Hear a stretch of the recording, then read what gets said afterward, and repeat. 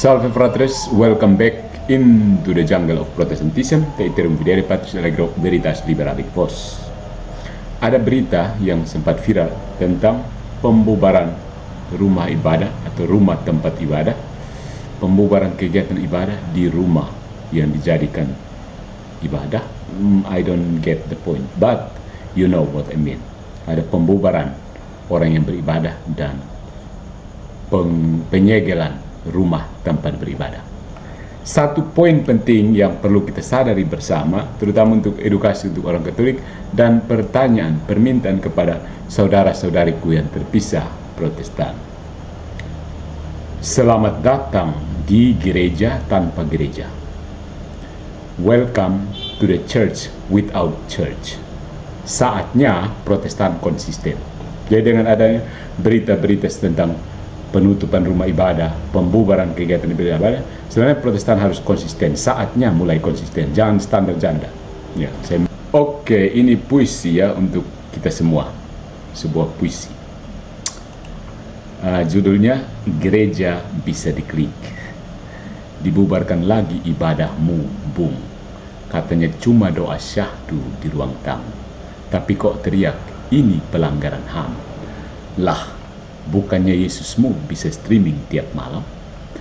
Katamu tak perlu altar, tak butuh imam, tak perlu menara. Kitab suci cukup, headset pun sah. Iman pribadi tanpa sahabat, tanpa parah. Gedung dibongkar, kalian ngamuk. Padahal katanya Tuhan tak tinggal di bangunan buruk. Katamu gereja itu tubuh rohani, tapi panik saat atapmu roboh sendiri. Katolik disalahkan karena megah, karena gereja kami punya menara dan salib gagah. Tapi saat gerejamu dibakar, tiba-tiba kau rindu tiang dan mimbar. Kami dihina, sakramen itu sihir tua, padahal roti dan anggur kami tubuhnya nyata. Kau bangga pada iman virtual, tapi masih cari tanah buat gereja lokal. Konsistenlah bung, jangan separuh hati. Kalau gereja bisa online, ngapain bangun lagi? Atau jangan-jangan jauh di relung jiwa, kau pun tahu gereja sejati itu harus ada rupa. Katolik tidak lari ke sinyal dan server, karena Tuhan kami hadir di altar, tak cuma buffer. Kami berdoa, kami berkumpul, kami bersatu di dalam gereja tubuh Kristus yang satu. Jadi, jika gerejamu dibongkar esok pagi, kami ucapkan selamat. Kau makin murni rohani. Tapi jangan nanti pura-pura sedih gara-gara ibadahmu cuma jadi notif sunyi. Patris Allegro dari kegelapan Katolisisme. Ya, saya minta. Ya, kalau kita konsisten, jika ya katakan ya, jika tidak katakan tidak. Mengapa kamu memanggil aku Tuhan, Tuhan, padahal kamu tidak melakukan apa yang aku katakan? Lukas bab 6 ayat 46. Jadi begini saudara-saudari, kita mulai dari mana ya? Beberapa waktu terakhir publik digegerkan oleh berita pembubaran kegiatan ibadah di rumah-rumah warga, bahkan perusakan bangunan ibadah milik gereja-gereja Protestan di beberapa wilayah. Media sosial pun ramai dan jeritan pelanggaran HAM, kriminalisasi agama, kebebasan beribadah di rumah sendiri. Semua terdengar seperti orkestra kesalahan publik yang ingin menunjukkan bahwa mereka sedang dizolimi. But wait for a minute. Tunggu dulu saudara-saudari. Bukankah ini justru saat yang tepat bagi Protestan untuk konsisten terhadap teologi mereka sendiri? Vamonos, mari kita bongkar. Protestantisme itu agama tanpa tempat dan iman tanpa tubuh.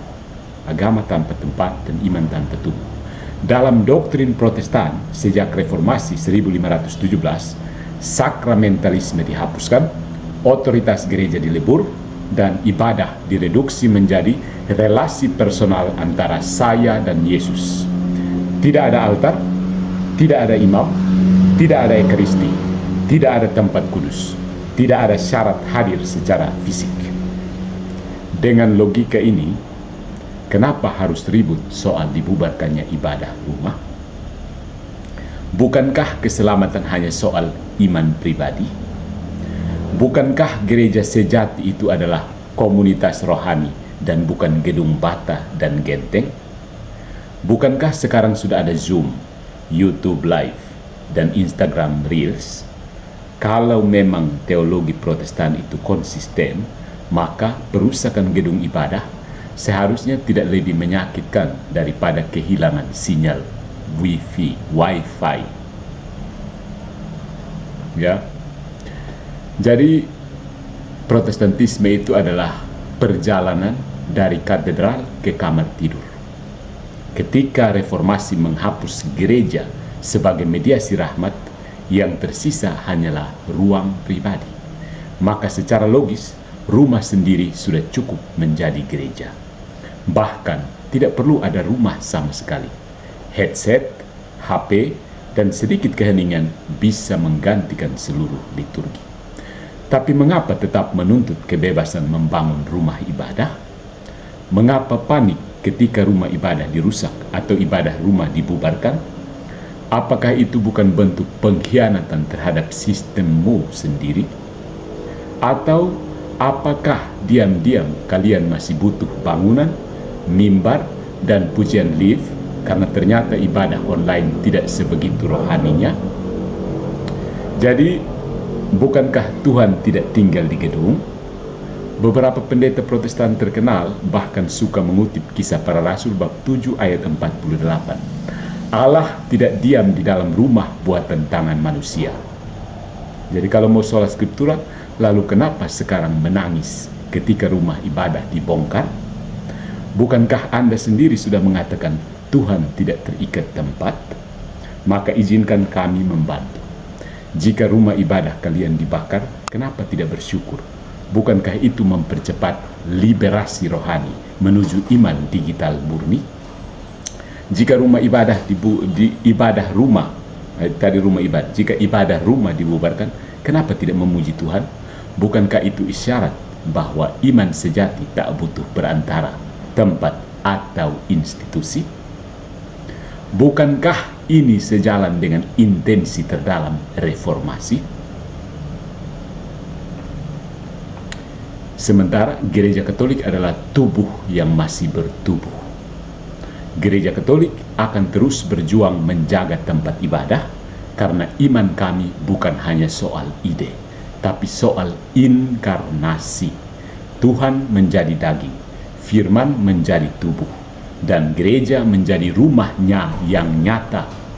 Kami percaya pada sakramen yang membutuhkan tempat, tubuh, roti, anggur, suara, dan umat yang berkumpul. Maka ketika rumah ibadah Katolik dirusak, kami sedih karena tubuh Kristus dirusak. Tapi ketika gereja Protestan dibubarkan, izinkan kami bertanya, bukankah itu cuma bangunan? Saatnya konsisten, saudara-saudari. Jadi, wahai saudara-saudariku yang terpisah, kalau memang kalian yakin bahwa gereja adalah invisible, tidak kelihatan, bahwa ibadah tak butuh tempat, menyembah dalam roh dan kebenaran, bahwa keselamatan cukup lewat iman pribadi. So, kenapa masih ngotot mempertahankan gereja fisik? Bukankah ini saatnya kalian menunjukkan iman digital yang dewasa? Atau kalian sendiri sudah mulai rindu pada liturgi, altar, dan komunitas inkarnatif seperti yang selalu gereja Katolik ajarkan? Siapa tahu pembubaran ibadah itu adalah isyarat halus dari Tuhan. Kembalilah ke rumah yang sejati. Follow for more into the jungle of Protestantism.